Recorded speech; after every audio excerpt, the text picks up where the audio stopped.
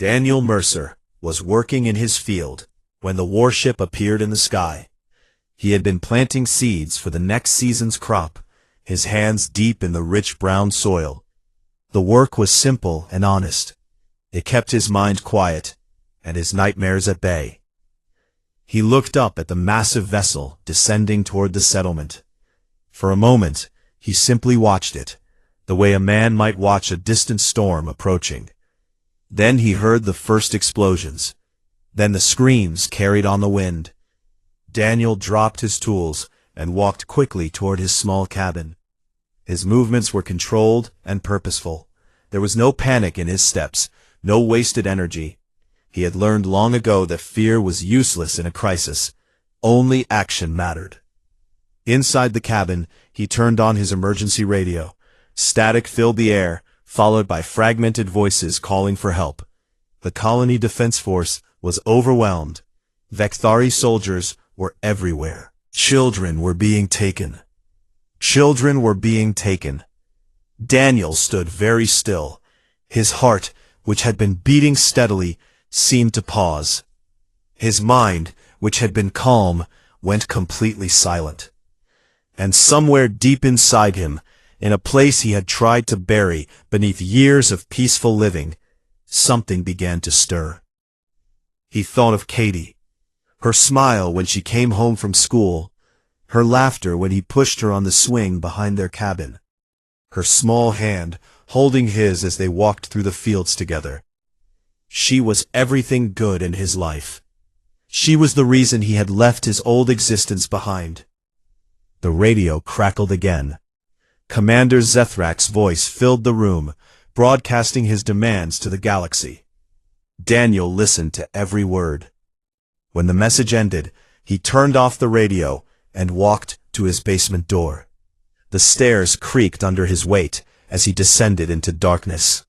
He had built this basement himself, telling his neighbors it was for storing vegetables and tools. Only he knew what truly waited behind the false wall at the far end. Daniel pressed his hand against a hidden panel. A soft click sounded, and the wall slid open to reveal a space no larger than a closet. Inside hung equipment he had not touched in 15 years. Tactical armor, black and unmarked. Weapons designed for silent killing. Medical supplies for treating wounds in the field. Communication devices that operated on frequencies unknown to civilian networks. And one small metal tag, hanging from a chain. It bore no name, only a designation, Unit 7, Operative 17. Daniel picked up the tag and held it in his palm. Memories flooded through him, memories he had worked so hard to forget. Missions on distant worlds, enemies eliminated without mercy. Blood on his hands that no amount of water could wash away. He had joined the Terran Special Operations Division at age 20. He was recruited because of his intelligence, his physical abilities, and something else, something the recruiters called potential. They trained him for 2 years, breaking down everything he was and rebuilding him into something new, something designed for one purpose only: to destroy threats to humanity by any means necessary. Unit 7 did not officially exist. Its members appeared in no records, received no recognition, and left no traces. They were ghosts who moved through the galaxy, solving problems that regular soldiers could not handle. Daniel had been one of their best operatives. He completed every mission assigned to him. He never failed. He never hesitated. But the work had cost him dearly. Each kill took something from his soul. Each mission pushed him further into darkness. By the time he reached his 40s, Daniel could no longer recognize the man he had become. He was a weapon, nothing more. A tool to be pointed at enemies and unleashed. Then he met Maria, a nurse working at a military hospital. She saw past his cold exterior to the broken man underneath. She loved him anyway. They had stolen the only thing in the universe that mattered to him, and they expected humanity to simply surrender. They did not understand what they had done. They could not possibly understand. Daniel began putting on his armor. The material was flexible but strong, designed to absorb impacts and protect against energy weapons. It fit him perfectly, despite the years that had passed.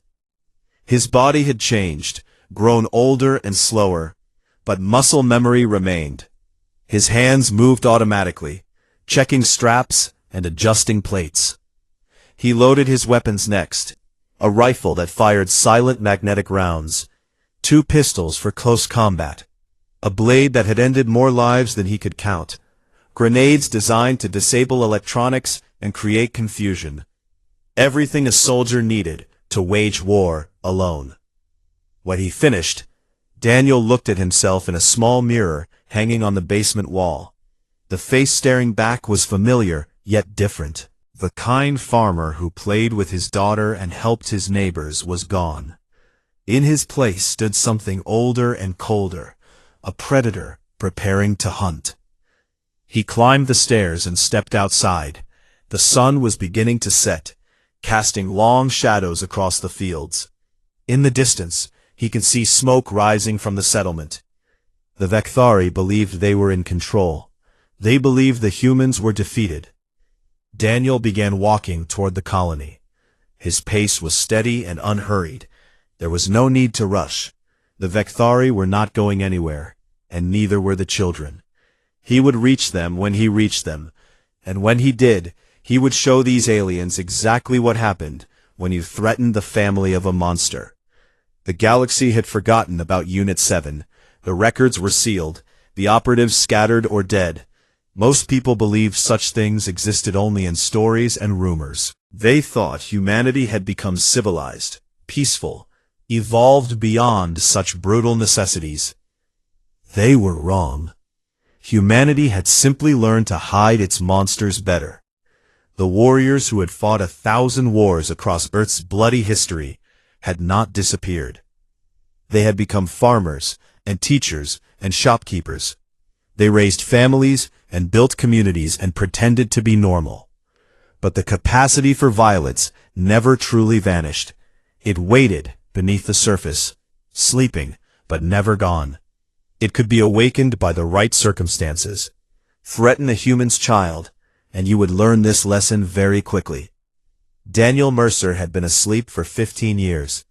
Tonight he was finally awake, and the Vekthari Empire was about to discover why Earth's monsters were feared throughout the galaxy. Commander Zethrak felt pleased with the operation. His soldiers had secured the school complex without significant resistance. 300 human children now sat in the central auditorium, guarded by armed troops and watched by surveillance cameras. The adults had been neutralized or pushed back to the outer edges of the settlement. Everything was proceeding according to plan. He established his command post in what had once been the principal's office. Maps of the colony covered the walls, marked with patrol routes and defensive positions. 40 soldiers guarded the perimeter, organized into 8 teams of 5. Communication stations monitored all frequencies. The Vekthari were professional warriors who had conquered dozens of worlds. They knew how to hold territory. Status report, Zethrak demanded. All teams reporting normal activity, his lieutenant replied. No signs of organized resistance. The human population appears to have accepted the situation. Zethrak nodded slowly. This was expected. Humans were emotional creatures who prioritized their young above all else. They would not risk the children's safety by attempting a rescue. They would negotiate, bargain, and eventually submit to Vekthari demands. It was simply a matter of waiting. Outside, the night had fallen completely. The colony's lights had been disabled during the assault, leaving the streets dark and empty. Only the school complex remained illuminated, a bright island surrounded by shadows. The Vekthari soldiers patrolled with confidence, their weapons ready, but their minds relaxed. What could possibly threaten them here? Daniel reached the outer edge of the settlement as the last light faded from the sky.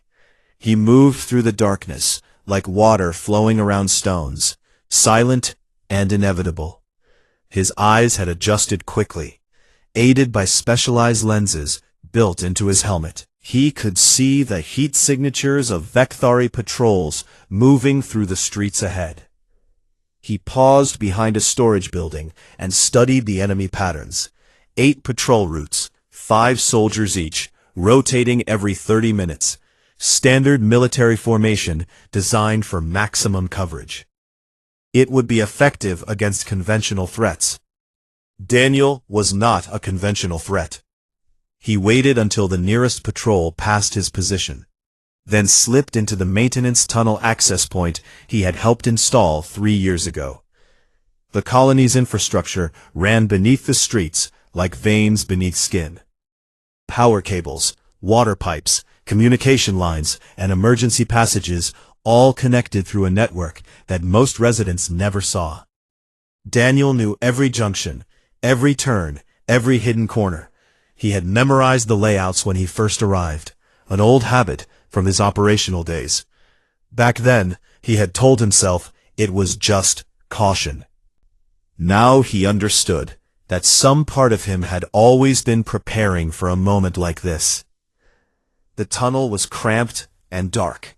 He moved through it on hands and knees, his equipment making no sound against the concrete. After 10 minutes, he reached an intersection that would take him closer to the school complex. But first, he needed to reduce the enemy numbers. He emerged from a drainage grate behind the first patrol team. 5 Vekthari soldiers stood in a loose formation, scanning the empty buildings around them. Their attention was focused outward, watching for threats approaching from the distance. They never considered that death might come from below. Daniel moved with terrible speed. The first soldier fell before he could turn around, a blade sliding silently between his scales. The second died reaching for his weapon, a precise strike to his throat, cutting off any sound. The third managed to face his attacker, but saw only darkness before the end came. The fourth fired a single shot into the air, a wild, desperate act that illuminated nothing. The fifth tried to run. None of them succeeded in raising an alarm. None of them saw their killer's face. They simply ceased to exist, erased from the world by hands that had performed this work countless times before. Daniel dragged the bodies into a nearby building and arranged them carefully. He wanted the Vekthari to find them. He wanted them to see what was coming. Fear was a weapon, and he intended to use it. The second patrol disappeared 20 minutes later, then the third. By the time the fourth team failed to report, Zethrak began to feel the first stirrings of concern. "Find them," he ordered. "All remaining patrols, converge on sectors 7 through 12. Report any unusual activity immediately." His soldiers moved to obey, but confusion was spreading through their ranks. The humans had no military presence on this colony. There were no weapons, no defenses, no trained fighters. How could 3 patrols simply vanish? The answer came when they found the bodies. 20 Vekthari soldiers lay arranged in a single row, their weapons placed neatly beside them. Each one had been killed with surgical precision. No wasted strikes, no excessive damage, just clean, efficient elimination. A message written in violence. Zethrak stared at the scene through his command screen. His scales had gone pale, a sign of distress in his species. This was not the work of frightened civilians or desperate parents. This was the work of a professional, a warrior. "Lock down the school complex," he commanded. "All remaining forces inside the building. Seal every entrance." The soldiers retreated quickly, their confidence shattered. They barricaded doors, blocked windows, and pointed their weapons at shadows. The children in the auditorium sensed the change in their captors. Something had frightened the monsters who held them prisoner. The lights flickered once, then died completely. Emergency systems struggled to activate, bathing the hallways in dim red illumination. The Vekthari switched to thermal vision, but the unfamiliar human architecture confused their sensors.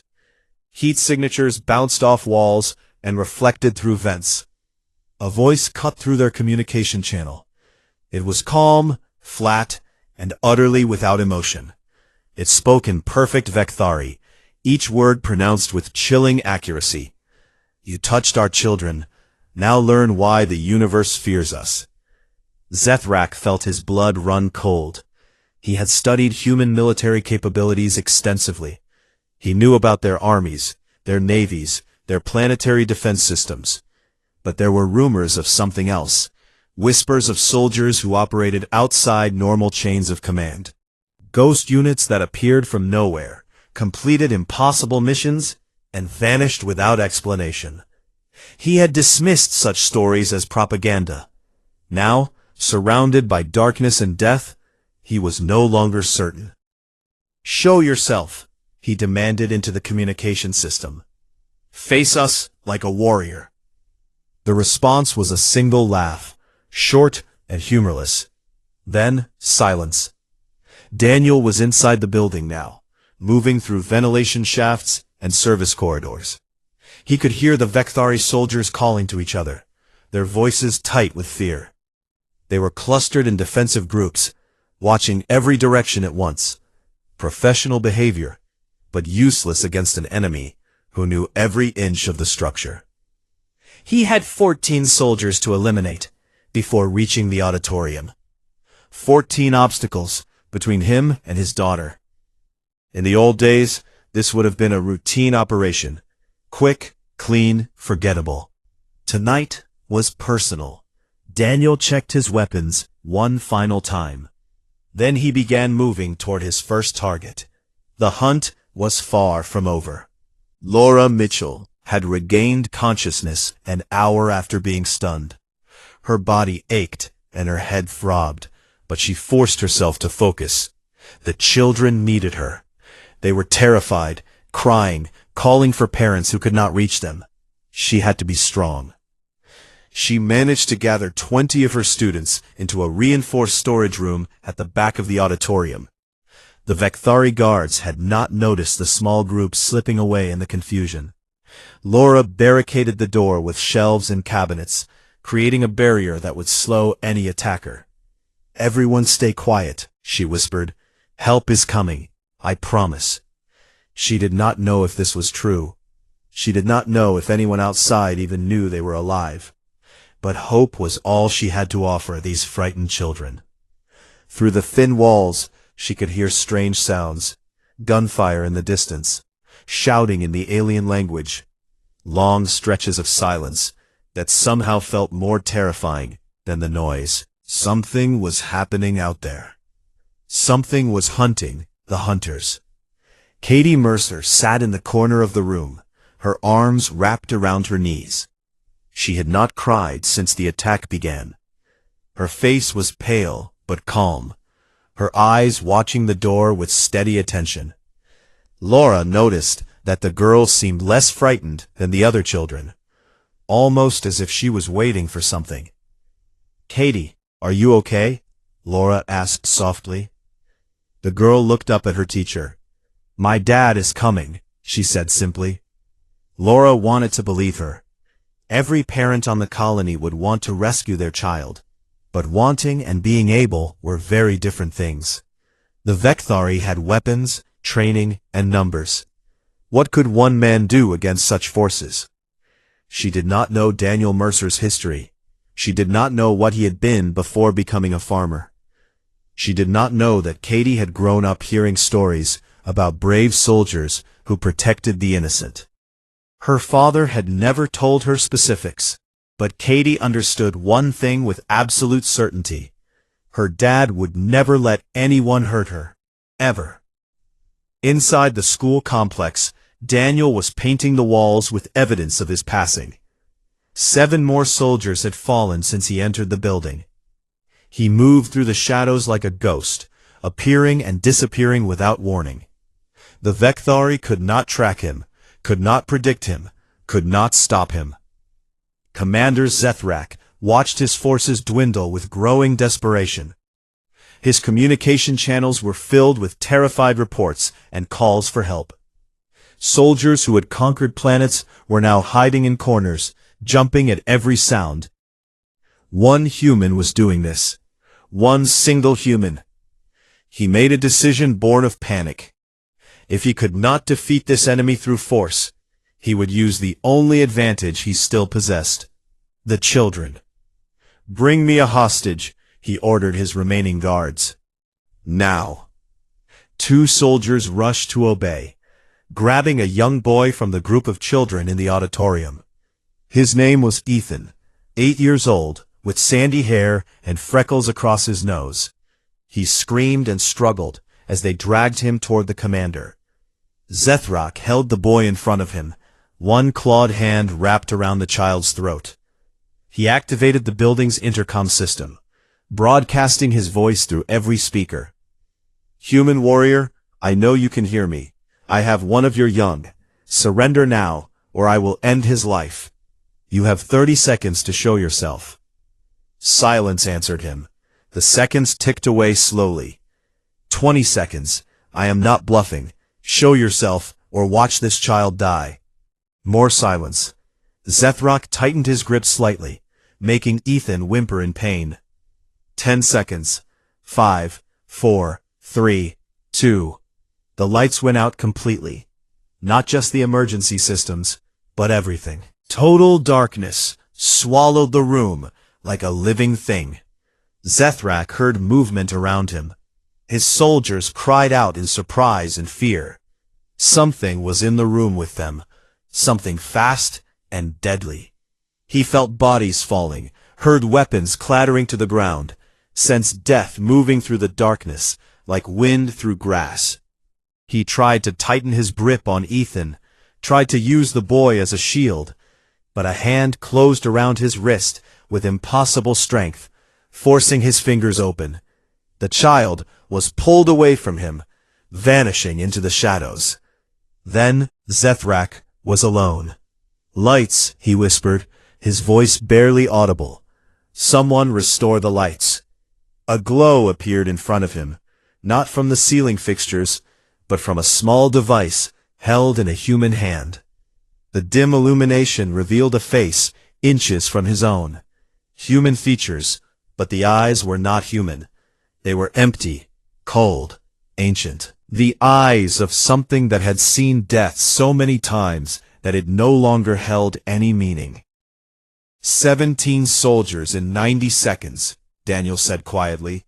"Your entire guard force, and you never even saw me coming."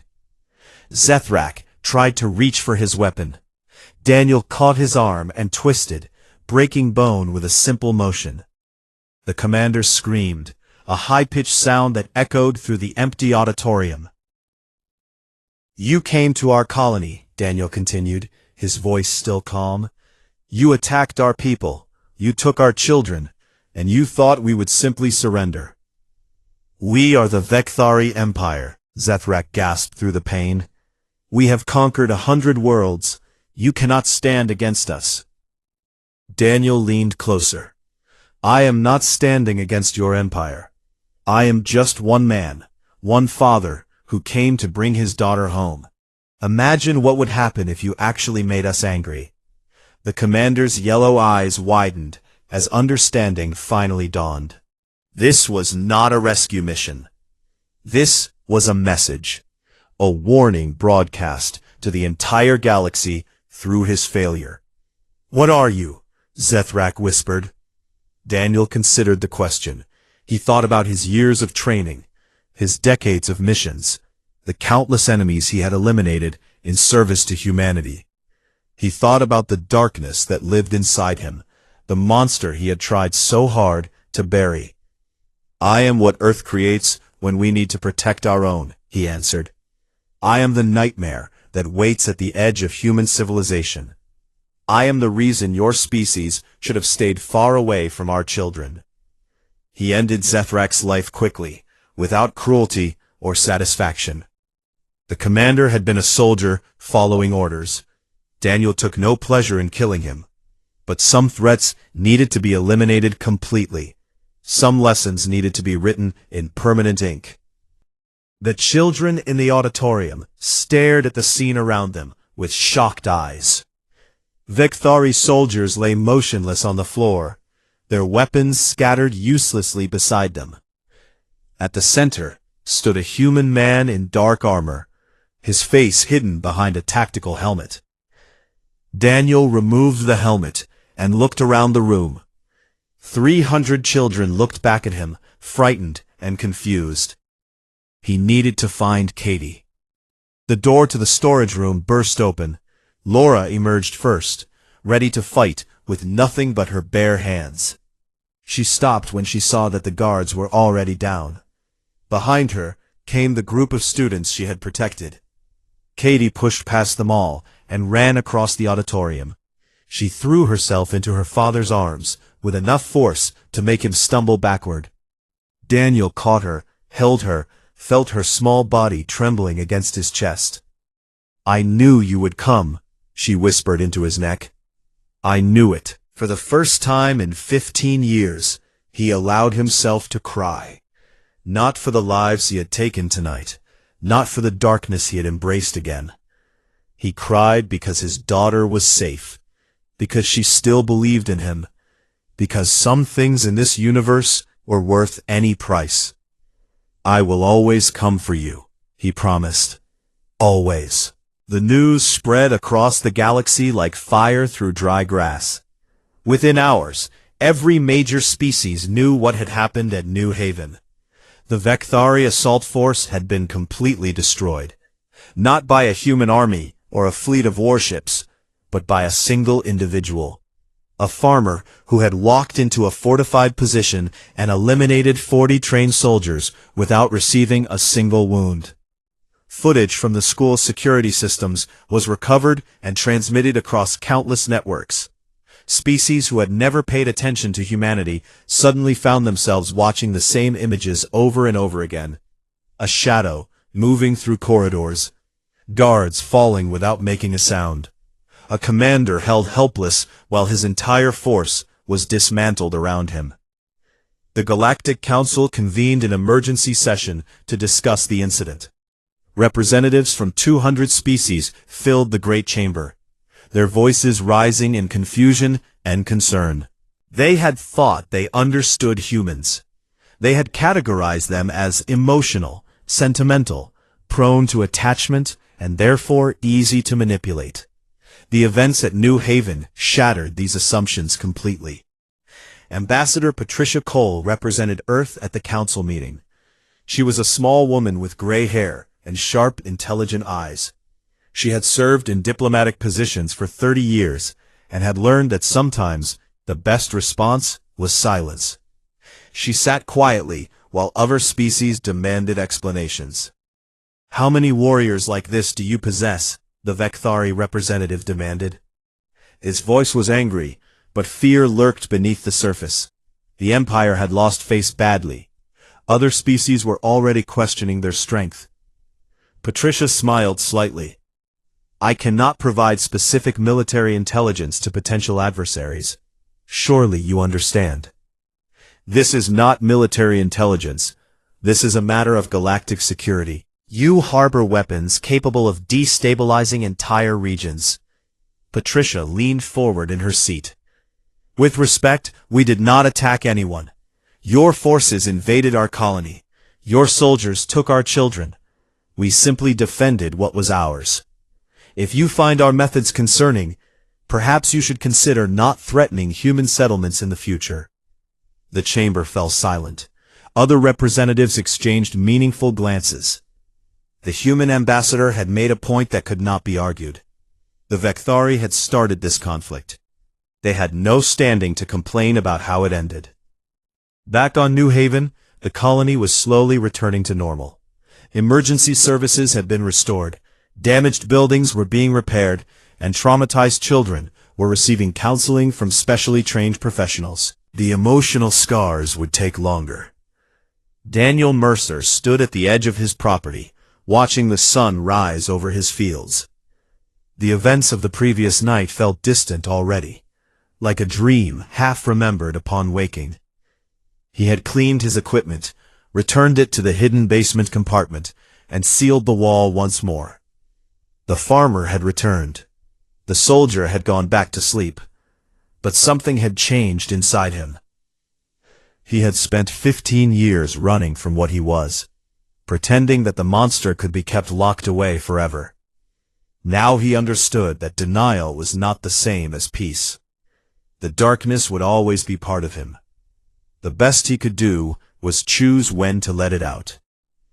Katie ran across the field toward him, her shoes kicking up small clouds of dust.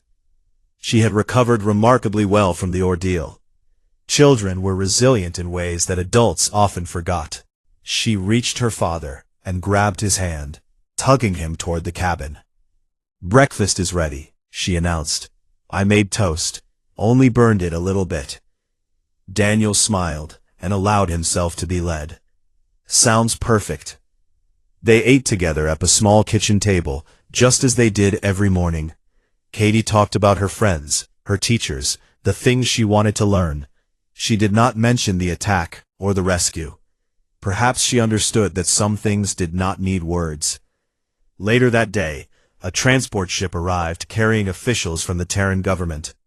They wanted to speak with Daniel, to understand what had happened, to assess whether he was still fit for civilian life. He met with them calmly, answered their questions honestly, and declined every offer they made. "We could use someone with your skills," the lead official said. "The galaxy is more dangerous than people realize. Humanity needs protectors." "My protecting days are over. I have a daughter to raise and crops to grow. Find someone else." The official studied him for a long moment. "What if something like this happens again? What if another threat comes to your colony?" Daniel met his gaze steadily. "Then I will do what needs to be done, but I will not go looking for trouble. I have had enough war for one lifetime." They left without pressing further. They understood that some soldiers could not be recalled to service. They had given everything they had and deserved to rest. The story of the New Haven incident continued to spread across the galaxy. It grew with each retelling, gaining details and drama that the original events had not contained. Some versions claimed Daniel had killed 100 soldiers. Others said he had fought barehanded against armored warriors. A few insisted he was not human at all, but some kind of biological weapon created in secret laboratories. The truth was both simpler and more frightening. Daniel Mercer was entirely human. He had been born on Earth, raised in ordinary circumstances, and trained through methods that any determined species could replicate. The only thing special about him was his willingness to become what humanity needed him to be. This was the real lesson of New Haven. Humans did not possess supernatural abilities or secret technologies. They simply understood something that other species had forgotten. Civilization was a choice, not a permanent state. Beneath the farmers and teachers and shopkeepers lived warriors forged by thousands of years of brutal conflict. They had learned to hide this nature, to function peacefully in galactic society, but it had never truly disappeared. Threaten their families, their homes, their children, and the mask would slip, and they would not stop until every threat was eliminated. The Vecthari Empire quietly withdrew from human space and never returned. Other species adjusted their diplomatic approaches, treating humanity with new levels of respect and caution. The Galactic Council revised its threat assessments, placing Earth in a category usually reserved for elder civilizations with vast military resources. Years passed. New Haven grew and prospered. Daniel watched his daughter become a young woman, strong and kind and curious about the universe. She eventually left the colony to attend university on another world, pursuing a degree in xenobiology. She wanted to understand alien species, to help humanity build bridges instead of walls. Daniel remained on his farm, growing older and grayer with each passing season. Neighbors who remembered the incident treated him with quiet respect, but never mentioned it directly. He was simply Daniel the farmer, the man who kept to himself and helped repair broken equipment. But late at night, when the stars filled the sky and silence covered the land, he sometimes stood at his window and looked outward. He thought about the darkness still living inside him, about the things he had done and the things he might yet be called to do. He wondered if humanity would ever truly outgrow its violent nature, or if the monsters would always be necessary. He did not have answers to these questions. Perhaps no one did. All he knew was that he would do whatever was required to protect the people he loved. This was the burden he carried, the price of being what Earth had made him. And somewhere out in the galaxy, countless species remembered the lesson of New Haven. They told stories about the sleeping giants of Earth, the warriors who had buried their weapons and built peaceful lives. They warned their young to never threaten human children, to never assume that farmers and teachers were harmless, because the monsters of Earth were always watching, always waiting, and they would wake again if ever given reason. The universe had learned to fear humanity, not for their weapons or their armies, but for the simple truth that every human carried within them, the capacity for terrible violence in defense of those they loved. This was not a weakness to be exploited. It was a warning to be heeded. Daniel smiled as he turned away from the window. Tomorrow he would plant more seeds, tend his crops, and live the quiet life he had chosen. But tonight, just for a moment, he allowed himself to remember who he truly was. A monster of Earth, a guardian of children, a father who would burn the galaxy to keep his daughter safe. And he would not apologize for any of it. The morning sun rose slowly over the colony of New Haven, painting the sky in shades of orange and pink. The settlement sat on a planet called Kepler 442b, far from Earth, but close enough to feel like home. 12,000 humans lived here, building new lives among the stars.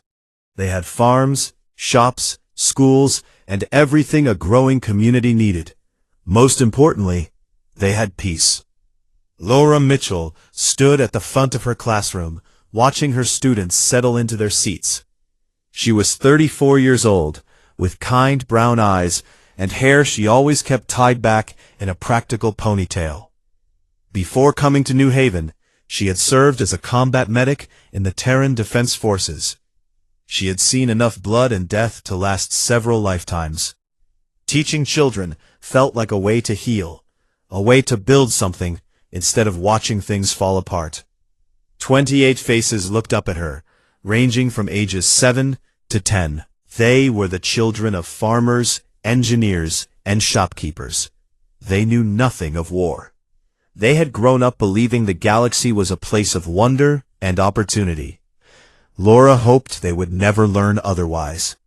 "Good morning, everyone," she said with a warm smile. "Today we are going to learn about the history of space exploration. Can anyone tell me the name of the first human to walk on the moon?" A small hand shot up. It belonged to Katie Mercer, a 9-year-old girl with curly brown hair and bright, curious eyes. She was one of Laura's favorite students, though she tried not to show it. Katie was smart, kind, and always eager to help her classmates. "Neil Armstrong," Katie answered proudly. "Very good, Katie. Neil Armstrong stepped onto the moon in 1969, and humanity has never stopped reaching for the stars since then." Children asked questions, laughed at jokes, and passed notes when they thought Laura was not looking. It was a normal morning in every possible way. None of them noticed the shadow that passed over the sun. None of them heard the low hum of engines descending through the atmosphere. The Vecthari warship was massive, shaped like a curved blade, and colored in dark green and black. It had traveled across 3 star systems to reach this small human colony. Commander Zethrak stood on the bridge, watching the settlement grow larger on his viewing screen. His scales were the color of dried blood, and his eyes held the cold patience of a predator. The Vecthari had watched humanity for 50 years. They had seen the young species spread across the galaxy with surprising speed. They had noted human determination, creativity, and strange emotional bonds. But they had also seen weakness. Humans cared too much about their offspring. They would do anything to protect their young. This made them vulnerable. Zethrak planned to demonstrate this weakness to the entire galaxy. He would capture human children and force their government to submit. Other species would see that humanity could be controlled through their emotions. The Vekthari Empire would gain power and influence. It was a perfect plan. "Begin the assault," he ordered. The warship descended upon New Haven like a falling hammer. Smaller attack craft launched from its belly, screaming toward the settlement.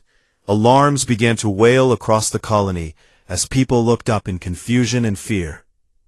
Laura heard the sirens and felt her blood run cold. She knew that sound. She had heard it many times during her years as a medic. It meant danger was coming, and it was coming fast. "Everyone under your desks, now," she commanded. Her voice was calm but firm. The children obeyed immediately, crawling beneath the wooden furniture with wide, frightened eyes. The school doors exploded inward. Vekthari soldiers poured through the hallways, their weapons raised and ready. They were tall creatures, standing nearly 7 feet, with powerful limbs and thick scales covering their bodies. Their eyes were yellow with vertical pupils, and their mouths were filled with sharp teeth. Laura stepped in front of her students, placing herself between them and the door. She had no weapon, no armor, nothing but her own body. But she would not let these monsters take her children without a fight. The classroom door burst open. 3 Vekthari soldiers entered, their weapons pointed at Laura. She raised her hands slowly, but did not step aside. "Move, human," one soldier growled in broken English. "These are children," Laura replied steadily. "Please, just leave them alone." The soldier responded by firing a stun blast into her chest. Laura collapsed to the ground, her body twitching as electricity coursed through her muscles. The children screamed and cried as the soldiers dragged them from beneath their desks. Across the colony, similar scenes played out in terrible repetition. Every school, every daycare, every place where children gathered was targeted. The Vekthari moved with brutal efficiency, stunning any adult who resisted and herding the young into waiting transport vehicles. Within 2 hours, 300 children had been collected and moved to the central school complex. The building had been converted into a holding facility, surrounded by armed guards and defensive barriers. Commander Zethrak walked among his prisoners, feeling satisfied with the operation.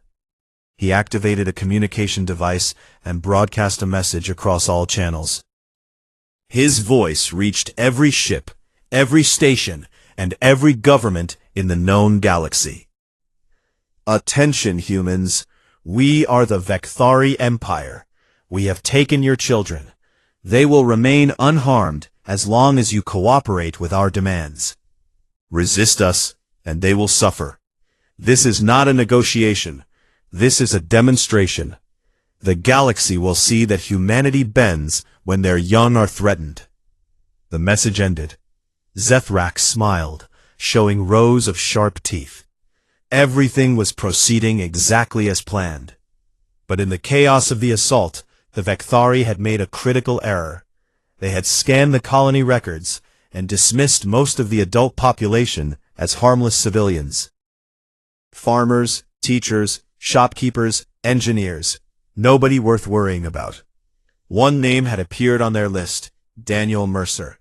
The records showed him as a 53-year-old maintenance technician living in the outer agricultural district. He had no military background listed, no weapons registered, no threat indicators of any kind. The Vekthari marked him as irrelevant and moved on.